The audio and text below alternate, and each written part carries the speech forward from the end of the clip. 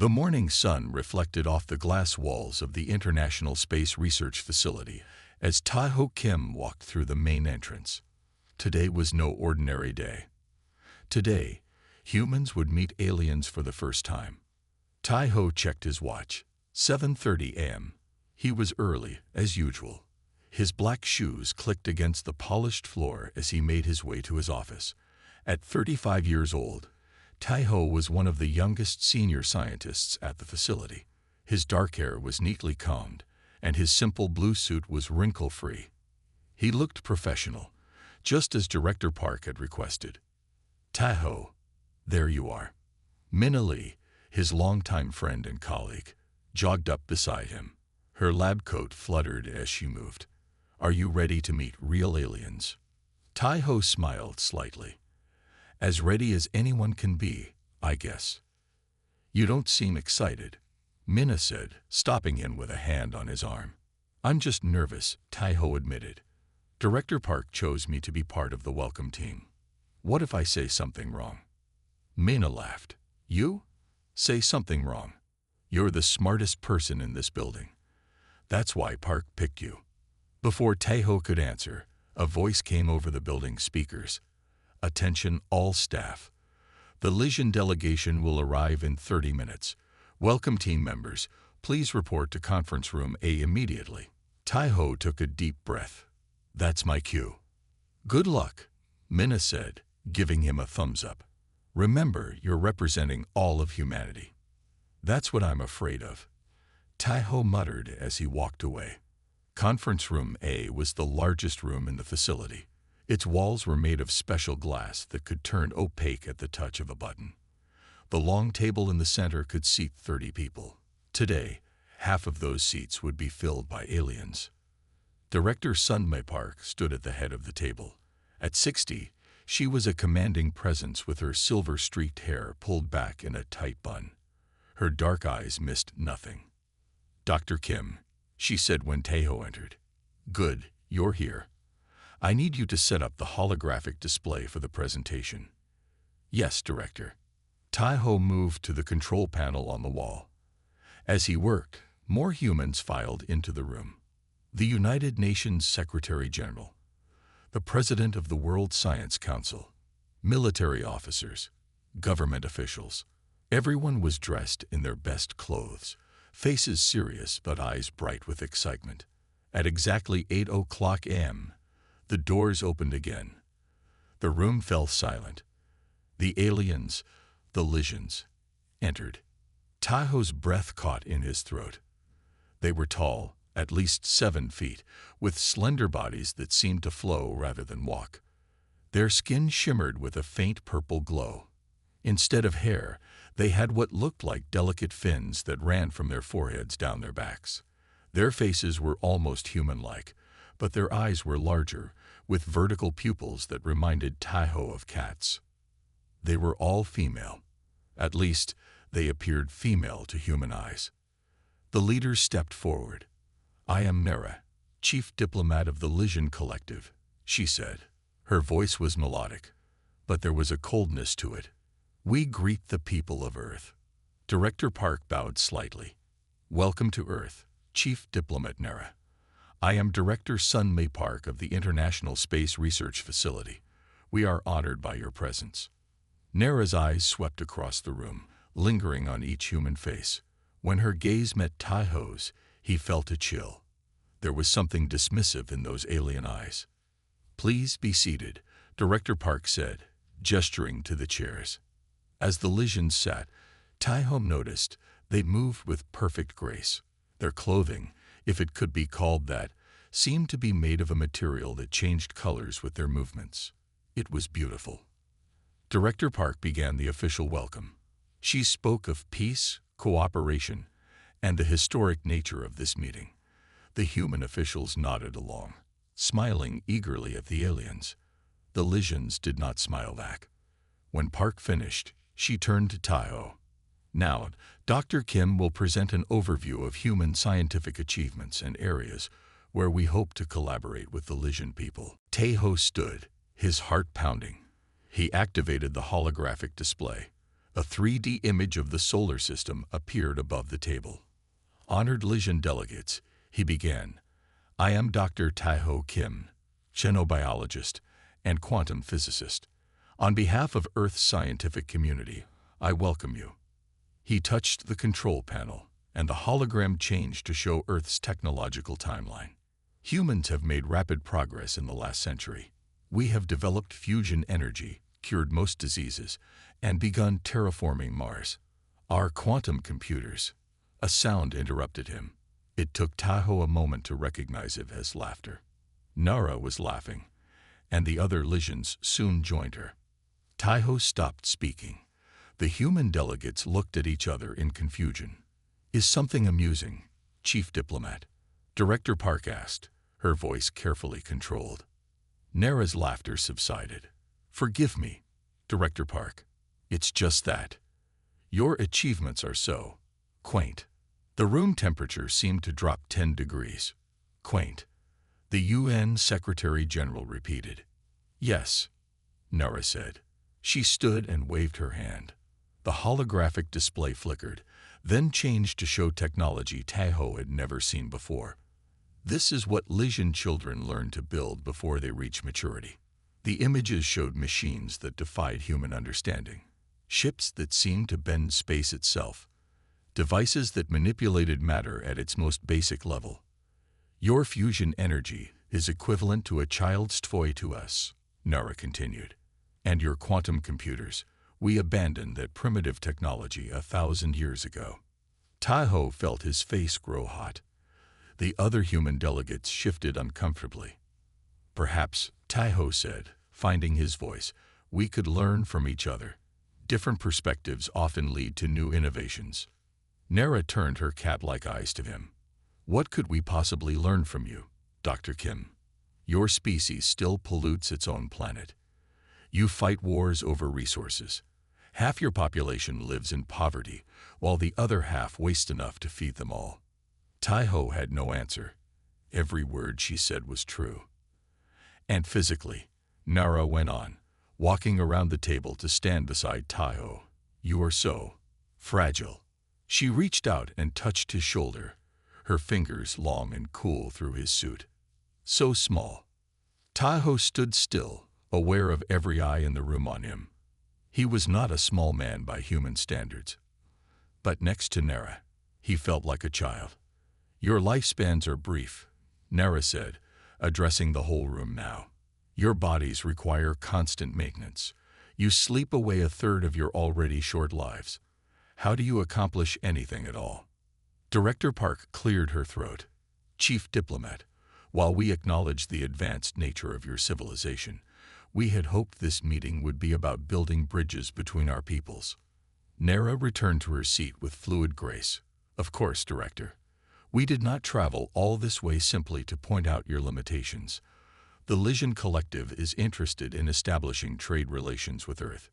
The tension in the room eased slightly. That is excellent news. The World Science Council President said, what kind of trade do you propose? We have identified several rare minerals in your planet's crust that are of interest to us, Nara said. In exchange, we might offer you appropriate technology. Appropriate?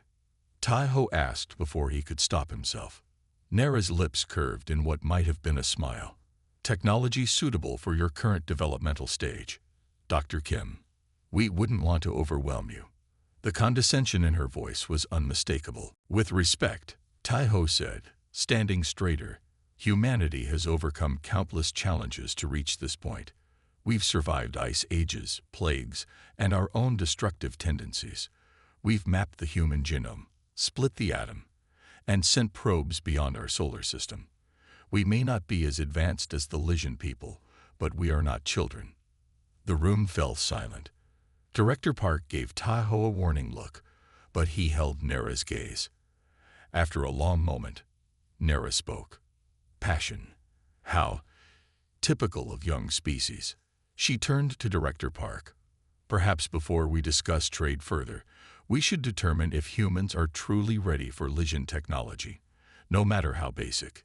What do you suggest? Director Park asked. A test, Nara said. Her eyes flicked to Taiho. Your Dr. Kim seems confident in human abilities. Let him prove it. Director Park frowned. What kind of test? A simple one, by our standards, Nara said. A problem that any Lijan child could solve. Taiho felt a weight settle in his stomach. He knew what was coming. And if Dr. Kim succeeds, Director Park asked. Then we will consider humans worthy of true partnership, Nara said. If not, she shrugged her elegant shoulders. We will still take your minerals, but our relationship will be different. The human delegates exchanged worried glances. Everyone understood the implications. This wasn't just about Taiho's pride. It was about humanity's place in a universe suddenly much larger and more dangerous than they had imagined. I accept, Taiho said firmly. Nara's alien eyes gleamed. Excellent. The test will begin tomorrow morning. She stood, signaling the end of the meeting. Until then, we will return to our ship. As the Lijans filed out of the room, Nara paused beside Taiho. For what it's worth, Dr. Kim, I admire your courage, misplaced as it may be. Then she was gone, leaving behind only the faint scent of something like cinnamon and ozone. Director Park approached Taiho, her face tight with worry. That was quite a risk you took, Dr. Kim. I know, Taiho said, watching the door where the aliens had exited. But what choice did we have? They already see us as primitive. If we had declined the challenge, we would have confirmed their opinion. Director Park finished with a sigh. You're right, but now everything depends on you passing their test. Taiho nodded, a strange calm settling over him. I won't let humanity down, Director. But as he left the conference room, he wondered if he had just made the biggest mistake of his life. And possibly humanity's. Have you lost your mind? Minna paced back and forth in Taiho's lab. It was nearly midnight, but neither of them had gone home. You accepted a challenge from aliens who are thousands of years ahead of us. Taiho rubbed his tired eyes. What else could I do? They were treating us like children. Maybe because compared to them, we are children. Minna stopped pacing and sat across from him. Taiho, what if you fail? I won't, he said, but his voice lacked conviction. The door to the lab slid open. Director Park walked in, looking as tired as Taiho felt. She held a small silver cube in her hand. This arrived from the Lijan ship, she said, placing the cube on the table. It contains the details of your challenge. The cube hummed softly. A beam of light shot up from its top, creating a hologram in the air. Symbols that Taiho didn't recognize floated in the light. Can we read it? He asked. Director Park nodded. They provided a translation algorithm. The computer is processing it now. As if on cue, the alien symbols shifted, rearranging themselves into English. Taiho leaned forward to read. A quantum engineering problem, he said after a moment. His heart sank. They want me to design a stable microsingularity contained within a non-reactive field. Minna gasped. That's impossible. We've never even created a stable microsingularity before, let alone contained one. Director Park's face was grim. Is this beyond your abilities, Dr. Kim? Taiho didn't answer right away. He read through the challenge again. The Lijans had provided basic principles, their children's textbook level of understanding. But the solution was left to him. I need to study this, he said finally. I need time. You have until tomorrow morning. Director Park reminded him. Then I'd better get started.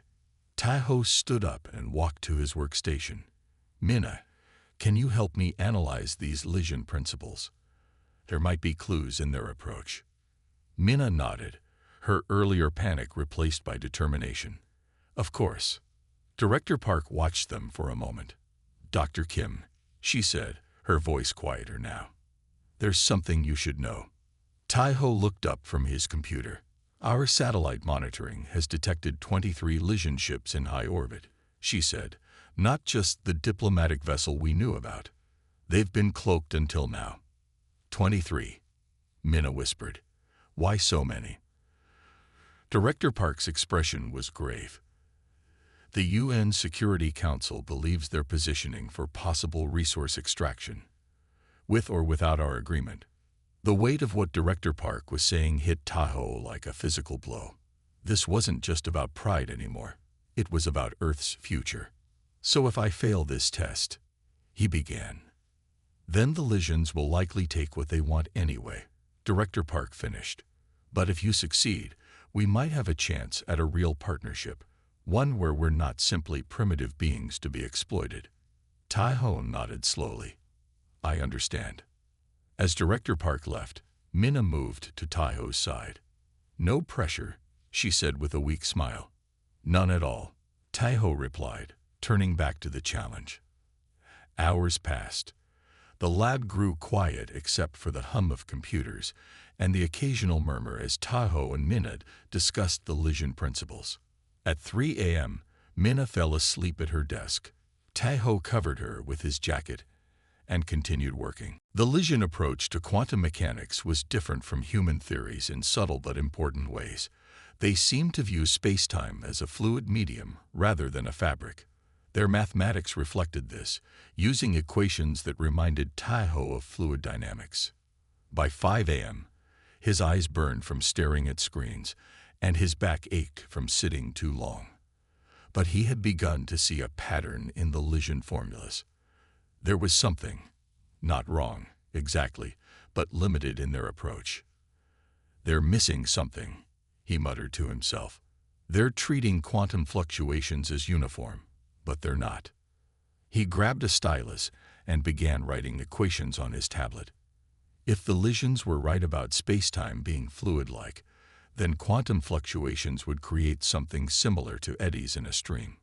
And if that was true, then a micro-singularity could be contained not by forcing it into stability, but by guiding its natural instability along specific paths. That's it, Tahoe said, loud enough to wake Minna. She sat up, blinking. What? Did you solve it? Maybe. Tahoe's fingers flew over his keyboard. The Lysians are trying to force stability on something inherently unstable. But what if we work with the instability instead? Minna came to look over his shoulder. I don't understand. It's like trying to hold a spinning top still, Tahoe explained.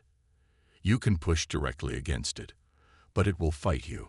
Or you can guide its spin, letting it stay in motion but controlling where it goes. He pulled up a simulation program and input his equations.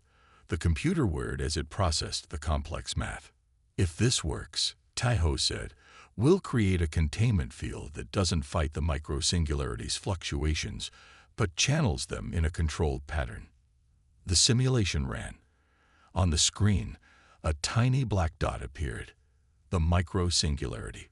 Around it, a web of energy formed, not blocking the singularity but guiding its movement in an intricate dance. For 30 seconds, the simulation held stable, then 60, then 2 minutes.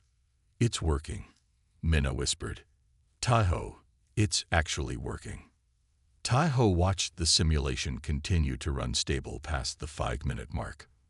Not only is it working, but it's also more efficient than the Lysian approach. Their method requires constant energy input to maintain the force field. This uses the singularity's own energy to sustain the containment.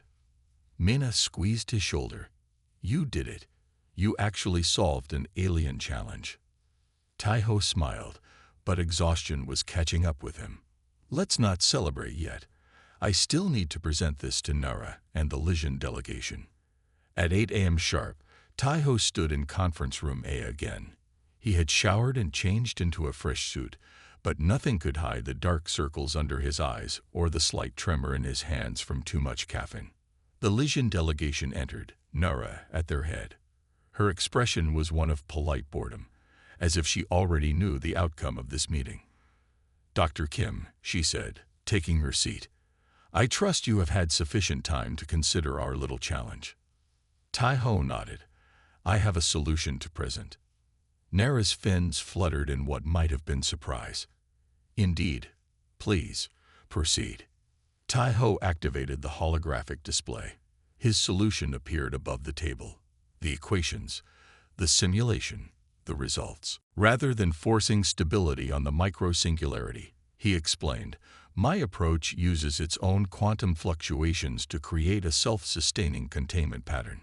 The energy requirement is 68% lower than conventional methods, and the stability is theoretically endless. As he spoke, he watched the Lysians' faces. At first, they looked skeptical, then confused. Finally, several of them leaned forward, their fins fluttering rapidly. Nera's expression remained carefully neutral, but Tahoe noticed her hands gripping the edge of the table. When he finished his presentation, the room was silent. Then one of the Lysians, an older female with silver-streaked fins, spoke rapidly to Nera in their language. Nera responded sharply. A brief argument followed. Finally, Nera turned back to Tahoe. Your solution is unexpected, she said. Her voice was tight. You approach the problem from an angle we had not considered. Is it correct? Director Park asked from her seat beside Tahoe. Nera hesitated. It appears to be viable in theory. However, it would require testing to confirm. Then I've passed your challenge, Tahoe asked. You have presented a solution, Nera said carefully. Whether it is the correct solution remains to be seen. The older Lysian said something else in their language. Nera's fins flattened against her head. A sign of annoyance, Tahoe guessed. Elder Sora suggests that your approach merits further study, Nera said reluctantly. She has invited you to continue this discussion aboard our ship. Tahoe blinked in surprise. Aboard your ship? Is that a problem, Dr. Kim? Nera's tone was challenging. Tahoe glanced at Director Park, who gave him a slight nod. No, he said, turning back to Nera. It's not a problem at all. The corner of Nera's mouth twitched in what might have been a smile or a grimace. Very well.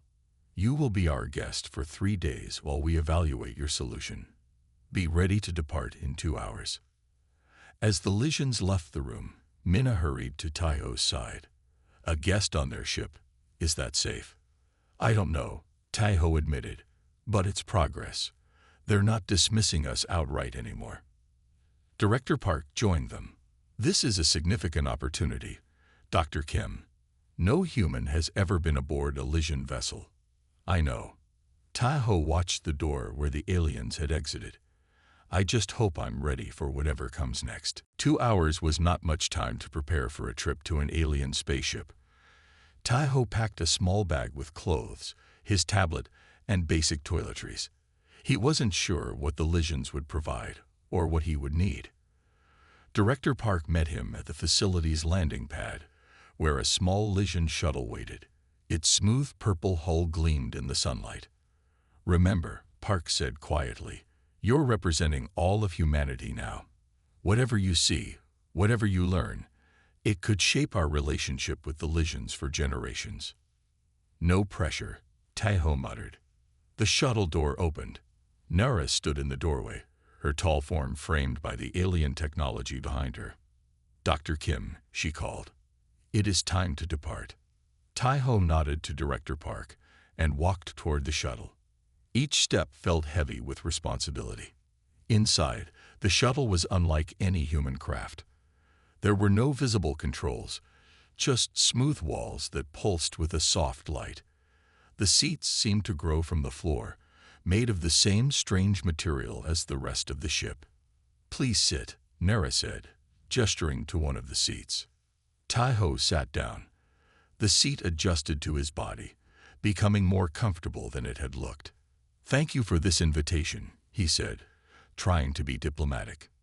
Nera's expression was unreadable. Elder Sora insisted. Your solution interested her. The shuttle door closed with a soft hiss. There was no sound of engines, but Tahoe felt a slight pressure as the craft lifted off. Through a clear panel in the wall, he watched the earth fall away beneath them. How long until we reach your ship? He asked. Minutes, Nera replied. Our mothership is in high orbit. They flew in silence for a while. Tahoe gathered his courage and asked, May I ask you a question, Chief Diplomat? Nera's fins twitched. You may. Why does your delegation seem to dislike humans so much? We've only just met. Nera turned her cap-like eyes to him. It is not dislike, Dr. Kim. It is caution. Your species has a violent history. You destroy your own environment. You kill each other over resources and beliefs. These are not traits of a mature civilization. But we're learning, Taeho argued. We've made mistakes, yes, but we're trying to be better. Trying is not the same as succeeding, Nera said. Then, more quietly, she added, but your solution to our challenge suggests there may be more to humans than we first thought. Before Taeho could respond, the shuttle slowed. Outside the window, a massive ship came into view. It was at least a mile long, shaped like a crescent moon. Its surface was covered in what looked like living crystal, shifting and flowing like water. The Lysian mothership, Nera said, a note of pride in her voice. Home to 15,000 of our people. Taeho stared in wonder. No human had ever seen anything like it. It's beautiful, he said honestly. Nera seemed pleased by his reaction. It was grown, not built. It took 50 years to reach maturity. Grown. Taeho couldn't hide his surprise. The ship is alive. In a manner of speaking, it is a symbiotic construct, part machine, part biological. The shuttle approached a large opening in the mothership's side. They glided smoothly into a docking bay larger than a football stadium. Other shuttles and strange craft were parked in neat rows. When they landed, Nera stood. Welcome to the heart of Lysia, Dr. Kim. You are the first human to set foot here. The shuttle door opened, and Taeho followed Nera out. The air in the docking bay smelled like cinnamon and something else he couldn't name. Other Lysians moved about the area, all tall and graceful. Many stopped to stare at him. This way, Nera said, leading him toward a large doorway. Elder Sora is waiting in the science chamber. As they walked through the mothership, Taeho tried to take in everything. The corridors seemed to be alive, pulsing with light and color. Doors opened automatically as they approached. The temperature was slightly warmer than he was used to, but not uncomfortable. They passed what looked like a garden, but the plants were unlike anything on Earth, crystal structures that grew and shifted before his eyes, in colors he couldn't even name. Your ship is amazing, Taeho said. Our best ships can't compare to this. No, Nera agreed. They cannot. But there was less mockery in her voice than before. They entered a large circular room. The walls were covered in flowing symbols and diagrams. In the center stood a group of Lysians, including the silver-finned female Taeho had seen earlier, Elder Sora. Dr. Kim, Elder Sora said in a voice that sounded like music. We meet properly at last. I am Sora, lead scientist of the Lysian Collective. Taeho bowed slightly. It's an honor, Elder Sora. Your solution to our challenge has created quite a stir among our scientists, Sora said, gesturing to the others. Some believe it cannot work. Others think it might. We wish to test it. I'm ready to help any way I can, Taeho said. Good. Sora waved her hand, and a holographic display appeared in the center of the room. It showed Taeho's equations. Explain your thinking to us. How did you arrive at this approach? For the next hour, Taeho explained his solution in detail. The Lysian scientists asked sharp questions, some clearly skeptical. But as the discussion continued, he could see growing interest in their expressions. Your approach is unorthodox, one male Lysian admitted, but the mathematics appears sound. The key insight, Taeho explained, was recognizing that trying to force stability on a quantum singularity works against its nature. By creating a containment field that works within natural fluctuations, we achieve stability through controlled instability. Elder Sora nodded slowly. It is like a river. One can build a dam to block it entirely, or one can create channels to direct its flow. Exactly, Taeho said, surprised and pleased by her understanding. We will construct a test apparatus. Sora decided. Tomorrow, we will see if your theory becomes reality, Dr. Kim. Nara stepped forward. Until then, Dr. Kim needs rest. Humans require more sleep than we do. I will show him to his quarters. As they left the science chamber, Taeho felt a mix of exhaustion and excitement. He had held his own in a room full of alien scientists. Elder Sora had taken his ideas seriously. You did well, Nara said as they walked down another corridor. Many expected you to stumble when questioned by our scientists. Did you? Taeho asked.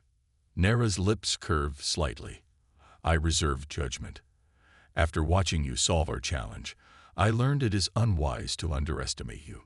They stopped at a door that slid open at their approach.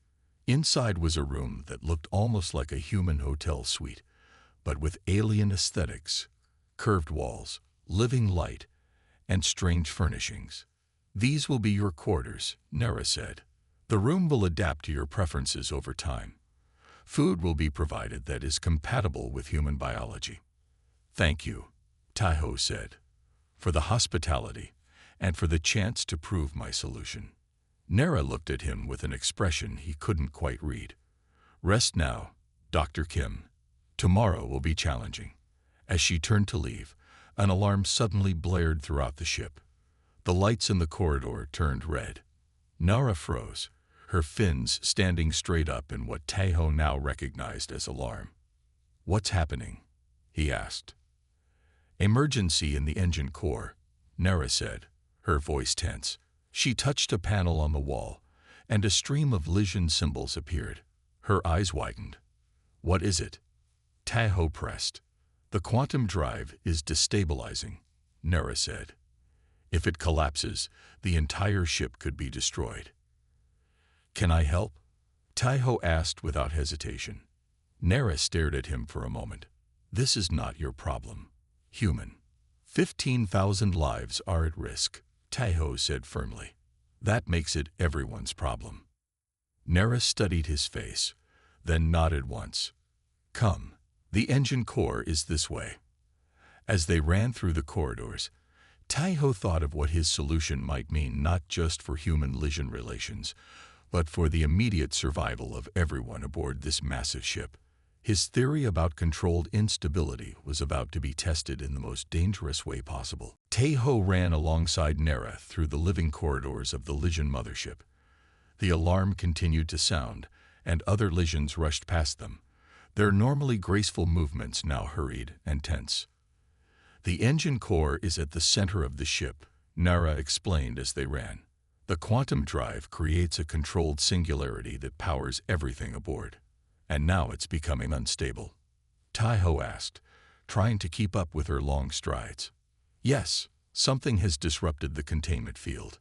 Nara's voice was tight with worry. If the singularity breaks free, it will consume the ship and everyone on it. They reached a large circular door guarded by two Lysians in dark uniforms. Nara spoke rapidly in her language, and the guards stepped aside, though they eyed Taeho with suspicion. The door opened to reveal a vast chamber. In the center floated what looked like a small black hole, contained within layers of shimmering energy fields. Around it, Lysian engineers worked frantically at control stations. Elder Sora was there, directing the efforts. She looked up as Nara and Taeho entered. Chief Diplomat, why have you brought the human here? She demanded. Dr. Kim offered his help, Nara replied. Given his approach to quantum containment, he might have insights our engineers lack. Sora hesitated, then nodded sharply. Very well. The situation is critical. The containment field is failing faster than we can reinforce it. Taeho stepped forward to examine the nearest control station. The displays showed readings in Lysian script, but the diagrams were clear enough. The energy pattern around the singularity was becoming erratic. What happened? He asked. What started the destabilization? A male Lysian engineer answered. A power surge occurred during routine maintenance. It disrupted the field harmonics. We've tried to reset the pattern, but the singularity is now too unstable. Taeho studied the displays. Your containment approach is similar to what I rejected in my solution. You're trying to force the singularity into stability through applied pressure. It has worked for 100 years, Sora said defensively. Until now, Taiho pointed out. He looked at the readings again. The more you push against it, the more erratic it becomes. Your approach is making the problem worse. The chamber shuddered as a wave of energy rippled from the singularity. One of the containment layers flickered and failed. We're running out of time, Nara said urgently. Taiho turned to Sora. Let me implement my solution. The adaptive containment field I designed. It could stabilize the singularity by working with its fluctuations rather than against them. Impossible, one of the engineers objected. Reconfiguring the containment system would take days of preparation. Not if we use the existing field generators but change their output pattern, Taiho argued. We don't need to rebuild the hardware, just reprogram it. Sora and Nara exchanged looks. Another tremor shook the chamber, stronger than the first. We have no choice, Sora decided. Proceed, Dr. Kim. Taiho moved to the main control station.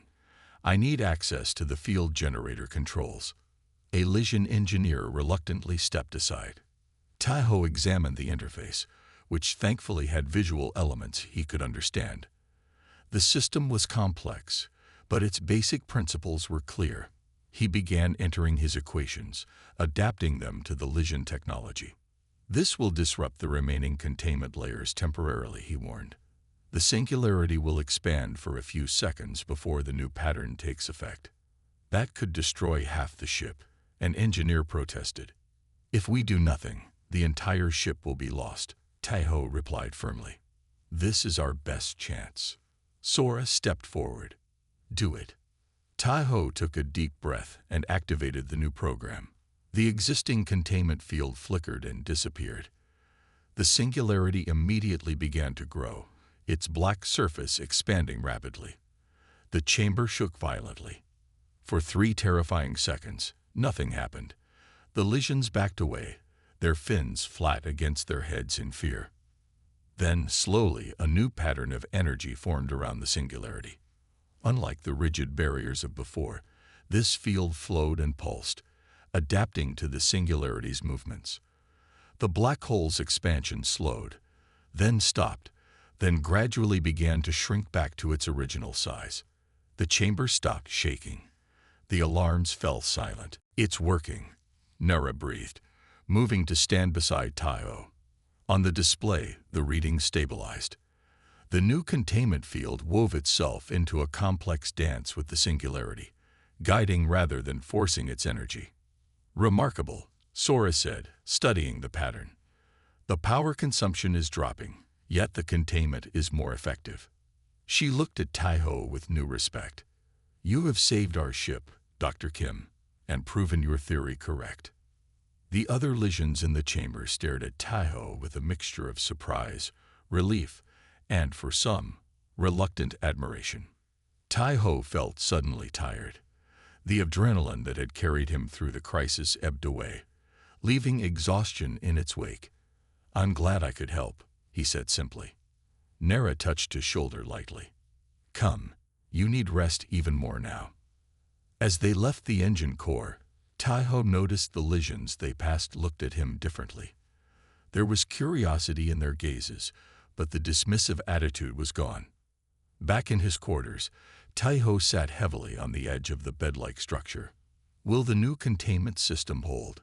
He asked Nara, who had accompanied him. She nodded. Our engineers are already studying your approach.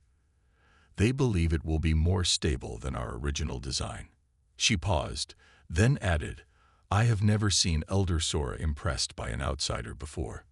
I just applied basic principles, Taiho said modestly. Sometimes a fresh perspective helps. More than helps, Nara said. She seemed to be struggling with something. Finally, she straightened her tall form and spoke formally. Dr. Kim, I owe you an apology.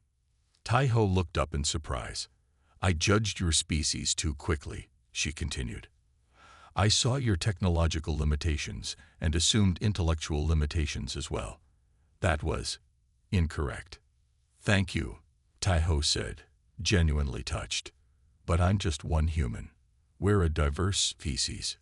Yes, but that may be your strength, Nara said thoughtfully. Lysians think alike in many ways. Our society values harmony and consensus. But today we needed a different approach. We needed your human perspective. She moved toward the door, then stopped. Rest now. Tomorrow, Elder Sora wishes to discuss a permanent alliance between our peoples, one of equals. After Nara left, Taiho lay back on the bed, which adjusted to support him perfectly. He thought about how quickly things had changed. From being mocked by aliens to saving their ship. From being seen as primitive to being treated as an equal. Not bad for one day's work, he thought with a smile. 3 days later, Taiho stood beside Director Park in Conference Room A, watching as Elder Sora signed the official alliance document between Earth and the Lysian Collective. The terms are more generous than we could have hoped for, Director Park whispered to him. Technology exchanges, cultural missions, protection from other hostile species in the galaxy. You've changed humanity's future, Dr. Kim. Taiho nodded, but his attention was on Nara, who stood behind Elder Sora. When their eyes met, she inclined her head slightly in acknowledgement. After the ceremony, as the human and Lysian officials mingled, Nara approached him. Elder Sora has requested that I inform you of your next assignment, she said. My next assignment? Taiho asked, confused. Yes, the Lysian Collective wishes to establish an embassy on our homeworld. We need someone who understands both our peoples, someone who has proven themselves worthy of respect. Her lips curved in what Taiho now recognized as a genuine smile. Elder Sora has named you as Earth's first ambassador to Lysia. Taiho stared at her in shock. Me? But I'm a scientist, not a diplomat. You are whatever your people need you to be, Nara said, as you have already proven. She held out her hand in the human gesture of agreement. Will you accept? Taiho looked at her hand, then at her face. In her alien eyes, he no longer saw mockery or condescension, but respect and perhaps even friendship. He took her hand. I accept. As they shook hands, human and alien, former adversaries now allies, Taiho thought about the strange journey that had brought him here. From being mocked by an alien woman to becoming her diplomatic counterpart. From defending humanity's worth to helping shape its future among the stars. It was, he decided, a very good story to tell future generations of both species.